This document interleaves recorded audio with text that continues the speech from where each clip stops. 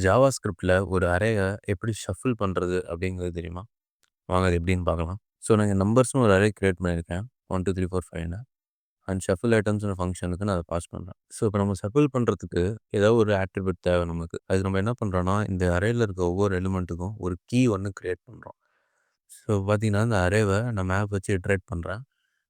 Key and value pair create பண்றேன். Key வந்து map dot random மட்டும் ரேண்டமா ஒரு கீய கிரியேட் பண்ணிட்டு, வேல்யூவ அதில என்ன ஐட்டம் இருக்கோ அந்த ஐட்டத்த அப்படியே வேல்யூவா போடுறேன். ஸோ இப்போ நான் அத ரன் பண்ணேன்னா, அவுட்புட்ல பார்த்தீங்கன்னா, எனக்கு கீ வேல்யூ பேரா எனக்கு வந்துருச்சு.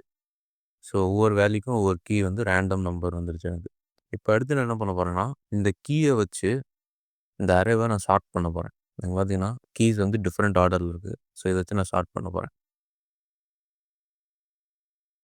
சார்ட் பண்ண பிறகு பார்த்தீங்கன்னா, எனக்கு கீலாம் சார்ட் ஆயிருச்சு. ஸோ அதுக்கேத்த மாரி வேல்யூஸும் எனக்கு மாறிடுச்சு. இப்போ திருப்பியும் நான் இந்த ரிட்டர்ன்ட் அரே வந்து மேப் பண்ணி வெறும் வேல்யூ மட்டும் எடுக்க போறேன். எப்போ லாக் பண்ணி பார்த்தா எனக்கு வந்து வெறும் எலிமெண்ட்ஸ் மட்டும் வந்துருச்சு. அதுவும் ஷஃபில்டா வந்துருச்சு. ஸோ நான் ஒவ்வொரு டைம் ரன் பண்ணும்போதும் எனக்கு டிஃபரெண்ட் ஷஃபிலா வரும்.